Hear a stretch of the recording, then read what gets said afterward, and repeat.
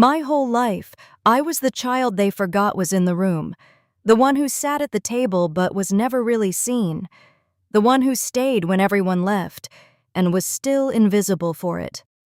But Grandma saw me. She always saw me, and when she was gone, she made sure everyone else finally did too.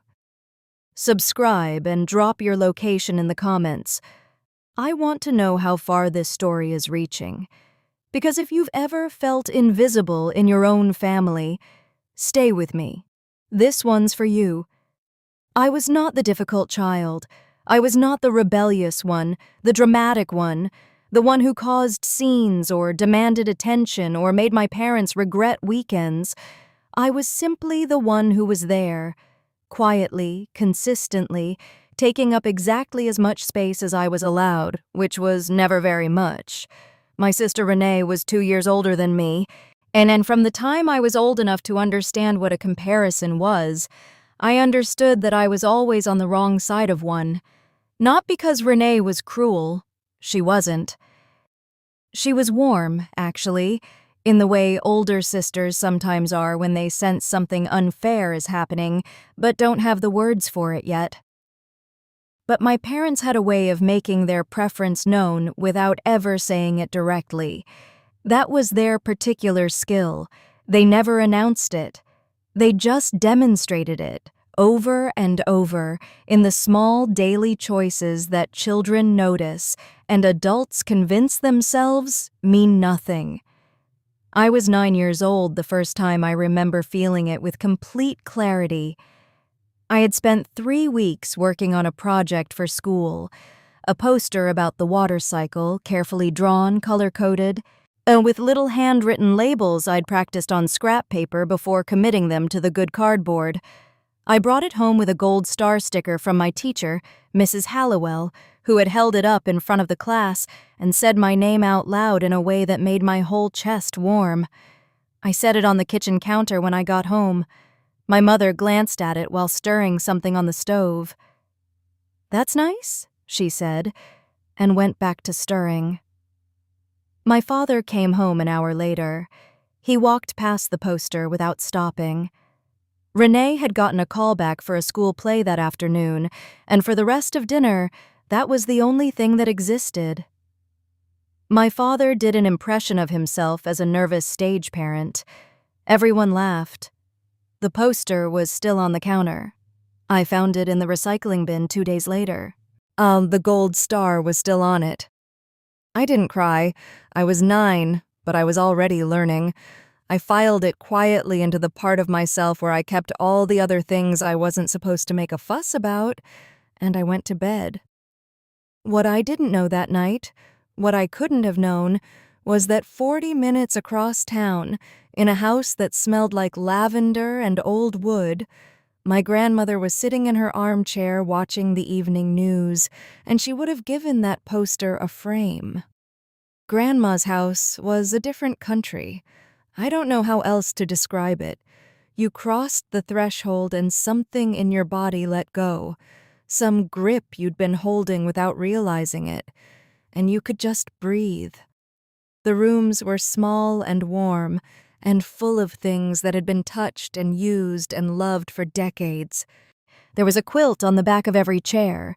There was always something on the stove or cooling on the counter. And there was Grandma herself, who had a particular way of looking at you when you walked in. Not just registering your arrival, but actually welcoming it.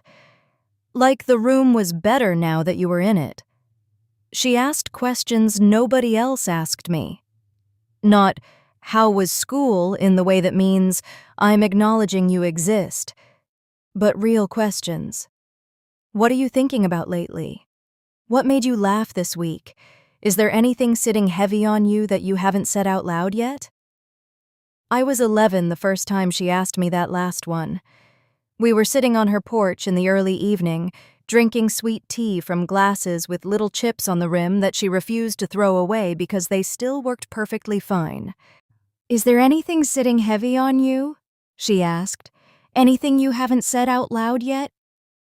I looked at my glass for a long moment. Then I told her about the poster. She was quiet for a while. Then she said, "The quiet ones carry the most.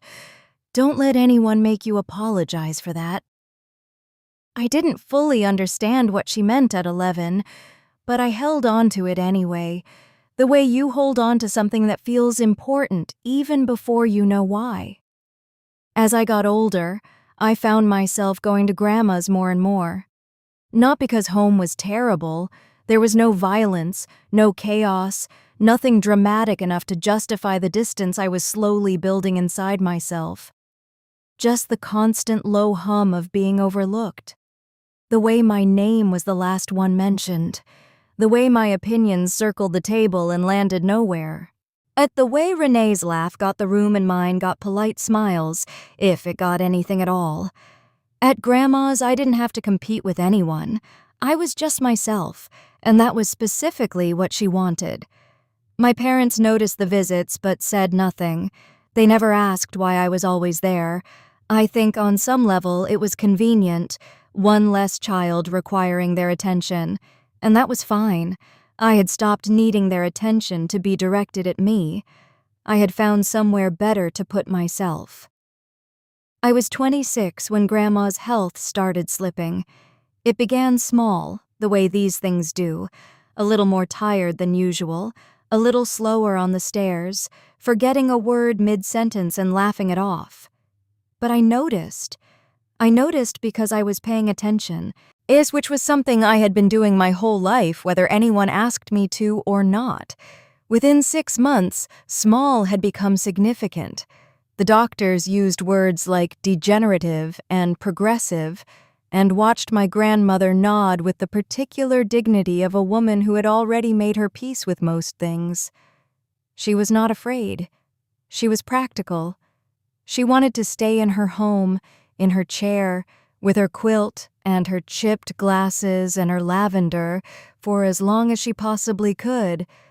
So I made that possible. I didn't announce it. I didn't call a family meeting or send an email or ask for acknowledgement. I simply reorganized my life around hers. I moved my work schedule. I drove 40 minutes each way 3, 4, 5 times a week. And I filled prescriptions and attended appointments and learned which questions to ask doctors and how to push back gently when something didn't seem right. I stocked her refrigerator and fixed the cabinet door that had been sticking since 2019 and sat with her in the evenings when the hours got long and quiet. My parents were told. They expressed appropriate concern from an appropriate distance. "You don't have to be there every day, you know," my mother said once on the phone, in the tone she used when she was saying one thing and meaning another. "I know," I said. "She has professional help coming in 3 times a week. I know that too." A pause. "You're going to burn yourself out." What I wanted to say was, "Who else is doing it?" What I actually said was, "I'm fine, Mom." And that was the end of that conversation. And every conversation like it. Nobody offered to take a shift. Nobody asked what I needed. Nobody drove the 40 minutes. At Christmas that year, my uncle mentioned that Renee had sent Grandma a beautiful flower arrangement, and the table murmured approvingly, and I sat there and thought about the Tuesday 3 weeks earlier when I had driven Grandma to her cardiology appointment in the rain and held her hand in the waiting room for 2 hours, and then made her soup when we got back, because she was too tired to eat anything that required real chewing. I didn't say that out loud. I put it in the same place I put everything else and passed the bread basket. There were nights nobody saw. I want to tell you about those, because they are the truest part of this story. The first one I want to tell you about was a Thursday in February. About 8 months into the caregiving, Grandma had gotten up in the night to use the bathroom and fallen. Not badly, nothing broken, but she was shaken and couldn't get up on her own and had to call me at 2 a.m. I was there in 35 minutes. I got her up, checked everything, made her tea, and when she said she was scared to be alone, I got a blanket from the hall closet and slept on the floor beside her bed. In the morning, I called my parents and told them what had happened. "Oh no," my mother said. "Is she okay?" "She's okay, a little shaken. It would mean a lot to her if you called." "Of course. We'll call her today." I don't know if they did. I didn't ask. The second night was in late spring. Grandma woke up confused. Not unusually so, just a bad patch, the kind her doctor had warned might happen. And she looked at me with eyes that didn't quite have me in focus and asked me who I was. I said, "It's me, Grandma. It's your girl." She looked at me for a long moment. I just held her hand and waited and didn't panic, because panic would have made it worse and she needed someone steady. After a while, her eyes cleared and she squeezed my hand and said, "There you are." "Here I am," I said. She fell back asleep, holding my hand. I didn't move until she did. The third night is the one I think about most. It was October, about a year and a half in. Grandma was having a good day, lucid, warm, herself, and we were at the kitchen table after dinner with our tea, and she went quiet for a while in the way she sometimes did when she was about to say something real. Then she looked at me and said, "I see what you're giving up for me." "And I see all of it, every single thing." "I'm not giving up anything, Grandma." She shook her head, slowly once. "Yes, you are. And I'm going to remember that." I smiled at her and changed the subject because it made me uncomfortable to be seen that directly. I didn't know what to do with it. I had no idea. That October night with our tea and our chipped glasses and the kitchen light warm above us, that she was doing more than noticing. That she was keeping a record. That every night I slept on that floor, and every appointment I drove to, and every meal I made, and every hand I held in the dark, was being written down somewhere in a language I wouldn't be able to read until she was gone. Grandma passed on a Tuesday morning in March. It was just the two of us, which felt right. And the room was quiet, and the light was the particular pale gold of early spring, coming in through the curtains she'd had for 30 years, the ones with the small yellow flowers that had faded to almost white. I had been there since the night before. I hadn't wanted to leave. I sat with her for a while afterward before I called anyone. I needed those minutes to be still and private, and just hers and mine before the world came in and made it something else. Then I called my parents. My mother said, "Oh no." There was a pause. Then, "Did she say anything?" At the end? About, was there a will? Did she mention anything about arrangements?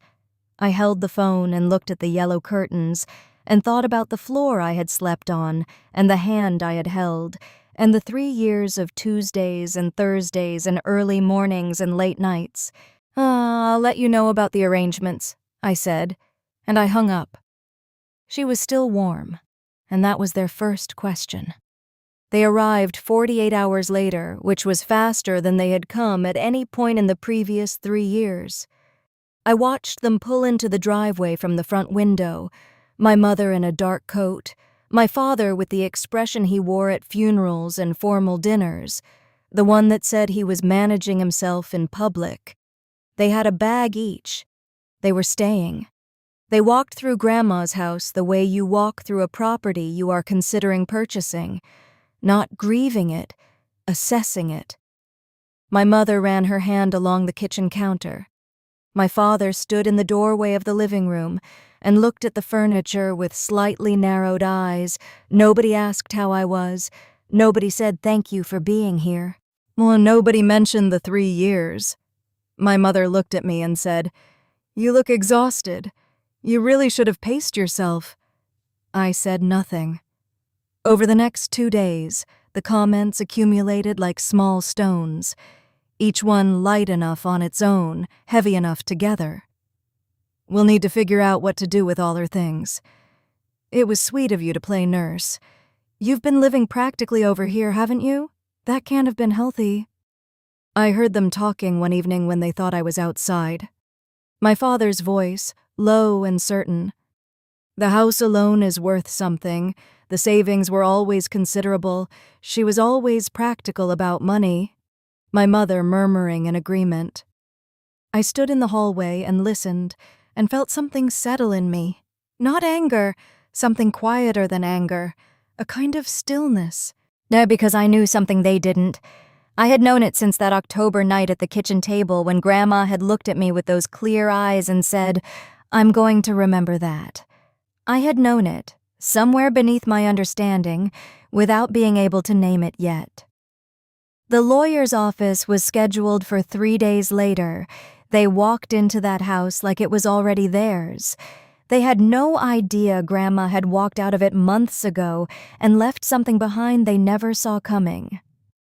There is a conversation I need to tell you about, from 6 months before the end. Grandma was having a good stretch of weeks, sharp, present, herself in the fullest sense. We were on the porch one afternoon, the same porch where she had first asked me about the things sitting heavy. And she said something that I turned over in my mind for a long time without knowing what to do with. "I see everything, sweetheart," she said. "I always have." I looked at her. "What do you mean?" "I mean your parents. I mean the way they are with you. I mean the way they have always been with you." She looked at her hands for a moment. "I watched it happen your whole life, and I want you to know that I always saw it, even when I didn't say enough about it. That is something I regret." I didn't know what to say. Nobody in my family had ever named it directly before. "Your birthday," she said, "the year you turned 16 and they forgot." She said it plainly, like a fact, which it was. "I remember calling you that evening and you said you were fine and I knew you weren't, and I should have said more. I should have said it to them." "It doesn't matter now, Grandma." "It does. It matters because it was part of a pattern, and patterns are important." She looked at me then with that direct gaze she had, the one that made you feel like every internal door you'd closed was visible to her. "I have spoken to my lawyer. I have taken care of everything. You don't need to worry about anything. I just want you to know that I see you. I have always seen you. And the people who see you in life should make sure you know it before they go." I didn't ask her to say more. It felt like something I wasn't supposed to press on, something that needed to stay folded until the right moment. She reached over and patted my hand once, then picked up her glass. "Now, tell me something good that happened this week." And I did, because that was how Grandma worked.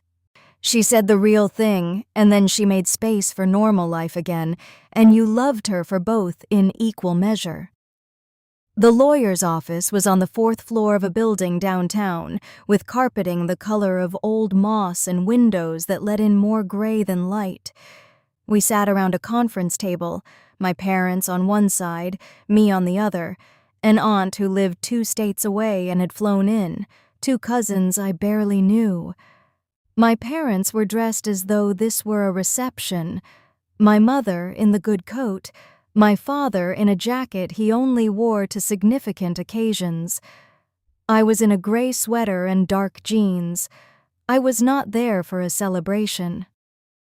The lawyer, a small, precise man named Mr. Alderton, began with the standard items. Personal belongings distributed to specific people. A donation to the church she'd attended for 40 years. Small bequests to old friends. My parents nodded along, patient, positioned. The composure of people managing their anticipation. Then Mr. Alderton paused. He reached to the side of his folder and produced a small sealed envelope and, beside it, a USB drive in a clear plastic case. "Mrs. Grandma's name left specific instructions," he said, "that this recording be played for all parties present before the remainder of the will is read." He stood and walked to the laptop on the credenza behind him and inserted the drive. The screen on the wall across from us flickered on. Nobody breathed. And then I heard her voice, and I completely fell apart.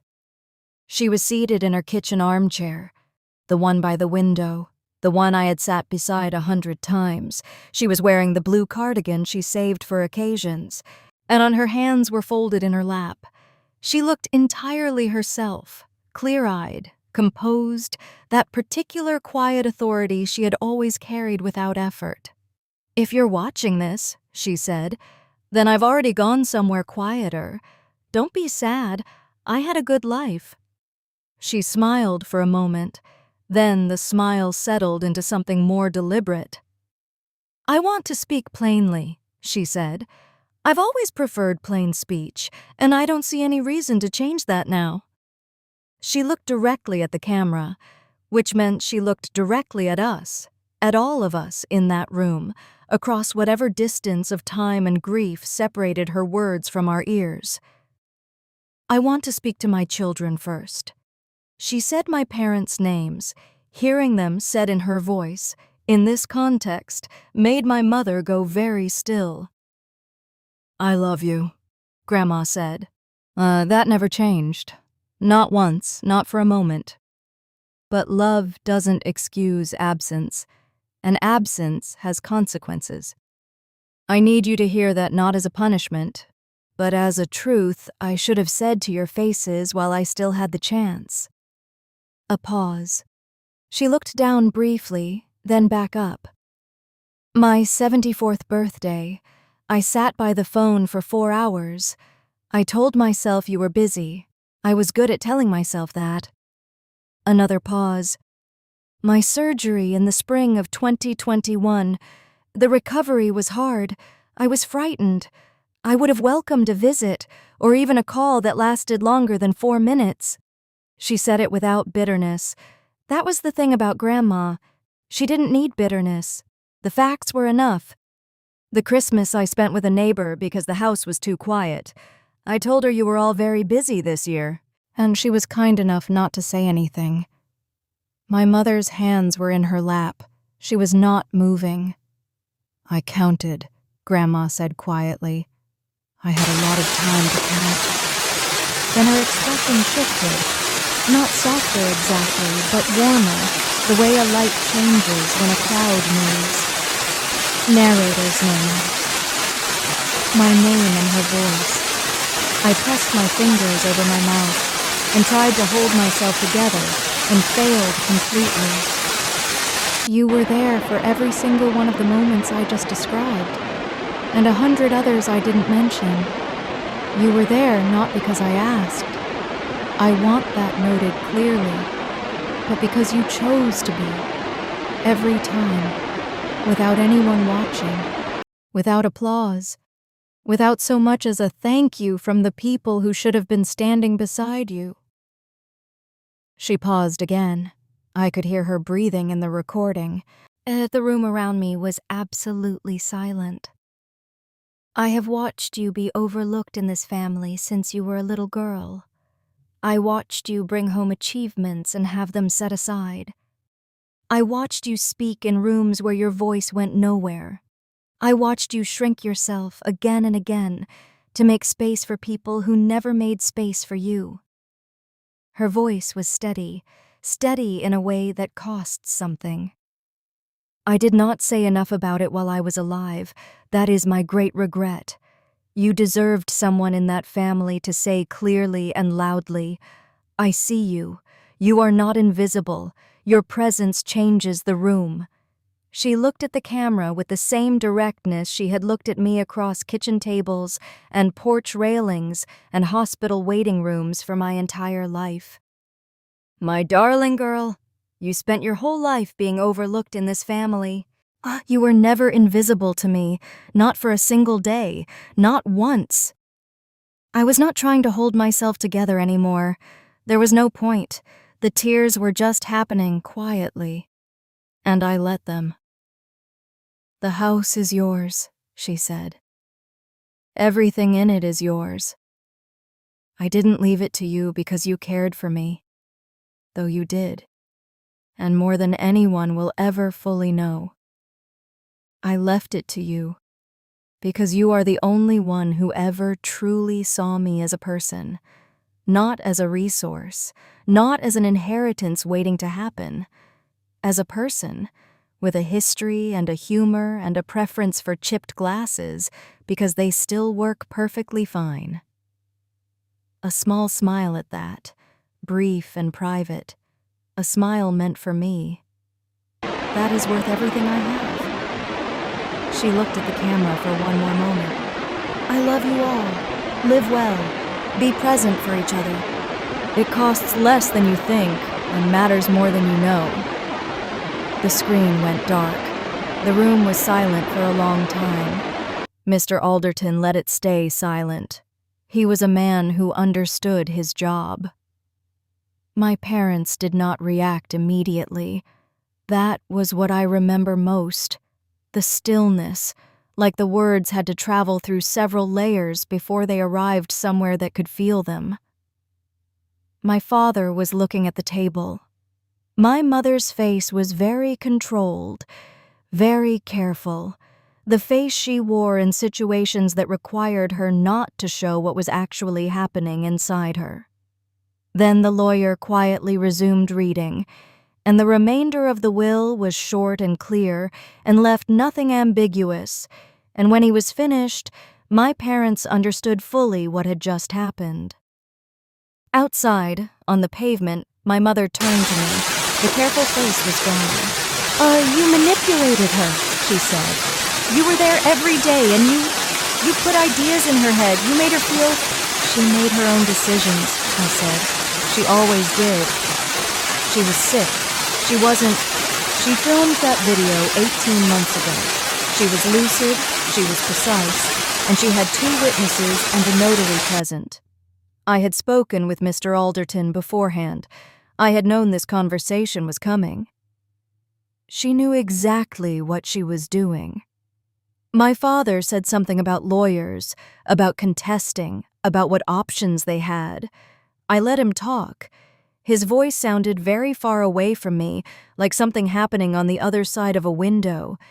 Because I was thinking about a kitchen in October and a pot of tea and a woman with clear eyes who had said, "I'm going to remember that."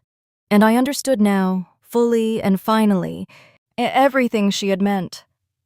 After a while I said, "I'm going home." "This isn't over," my mother said. "I know," I said, and I walked to my car. I heard the door of their rental car open and close, an engine, tires on pavement, and then silence, which in that moment felt like the first clean air I had ever breathed. I went back to Grandma's house, my house, though that word sat strangely, like a coat I hadn't grown into yet.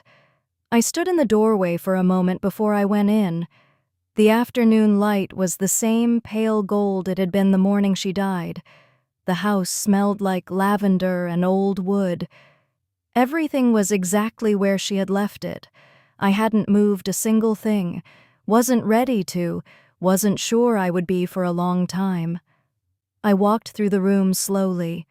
The armchair by the window where she had filmed herself with her hands folded and her voice so steady. The kitchen table where we had drunk 10,000 cups of tea. The porch where she had first asked me what was sitting heavy. The hallway lined with photographs. And there, in a small frame I had passed 100 times, a photo of the 2 of us from years ago at a birthday I barely remembered, and in it she was looking at me with exactly the expression I now knew she had always worn when she looked at me, and I had simply never had the angle to see it. Seen. That was the word. That was what she had always given me, and what I had never quite believed I deserved. I went to the kitchen, and I don't know what made me open the drawer by the window, the one she kept odds and ends in. Rubber bands and spare keys and old birthday cards she couldn't throw away. But I opened it, and under a small stack of envelopes I found a letter. An envelope with my name on the front, in her handwriting. Not the formal handwriting of the will. Her real handwriting, the looping, slightly sideways script she used for shopping lists and notes left on the counter, and the birthday cards she always wrote herself rather than just signing someone else's words. I sat down at the kitchen table and opened it. She had written 3 pages. 3 pages of small, specific things. The Tuesday when I was 12 and had come over after a bad day at school and hadn't wanted to talk, and she had let me sit in silence and just put a plate of toast in front of me. The summer I was 19 and had told her about a friendship that had broken apart, and she had said some people are only meant to walk with you for a season, and that's still worth something. The way I hummed to myself when I was concentrating without realizing it. The way I always made sure to say thank you to anyone who served us anything, in restaurants or doctor's offices or waiting rooms. The way I had held her hand in the dark without ever being asked. Page after page of small things. Things nobody else had been collecting. Things that added up, in that kitchen with the afternoon light coming through the curtains, to something that felt like a complete life, mine, seen fully, by the one person who had always been paying attention. Near the bottom of the 3rd page, she had written, "You never asked me for anything. That's exactly why I wanted to give you everything." And I put the letter down on the table and I cried in a way I hadn't allowed myself to cry since the morning she died. Not quietly, not carefully, not with any concern for whether anyone could hear me. Just completely. The way you cry when something has been held in for a very long time and there is finally no reason to hold it anymore. It's been several months now. I live in the house. I have not changed the curtains. I have had 2 brief conversations with my parents since the lawyer's office. Both were cordial in the way that things are cordial when everything real has been said, and the only thing left is the shell of a relationship neither side is quite ready to formally let go of. I carry no bitterness toward them. I want to be honest about that. Bitterness would require me to keep giving them my energy, and I have decided my energy is worth more than that. What I carry instead is distance and clarity, and a choice I make every morning to stop shrinking. The house still smells like lavender. I bought new lavender sachets from the same shop she always used, the small one near the pharmacy, not the fancy one at the mall. She had opinions about things like that. Sometimes I sit in her armchair by the window in the late afternoon when the light is that pale gold, and I just sit. No phone, no noise, just the house and the light and the feeling of being in a room where someone knew exactly who I was and loved what they found. Grandma was not a dramatic woman. She did not like spectacle or scenes or anything she considered unnecessary noise. She was a woman who believed in showing up, in paying attention, in saying the real thing even when it was difficult, and in making absolutely certain that the people who mattered to her knew it before she ran out of time to tell them. She ran out of time. She made sure she'd already said it before she did. I spent my whole life shrinking so other people could feel bigger. She was the one who showed me that was never my job. She showed me not by lecturing me about it, not by giving me speeches about self-worth, but by demonstrating for 30 years what it looked like to see someone fully and tell them so.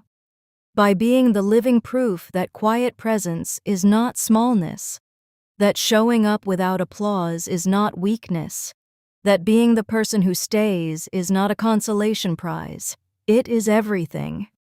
If you are the one who always stays, the one who shows up quietly, the one who gives without announcement, the one who sits on floors and drives in rain and holds hands in the dark and gets nothing but a polite nod at the Christmas table. I need you to hear this. Somebody sees you. Even when the room is full and you are invisible in it, even when your name is the last one said, somebody is keeping count, and one day, in some form you can't yet predict, it will mean everything. Grandma's been gone for several months now, but that Tuesday in the lawyer's office, she was the loudest person in the room. If this story hit you somewhere deep, subscribe so you never miss what comes next, and leave a comment. Were you the invisible one too? I read every single one, and I promise you, In this comment section, nobody is invisible.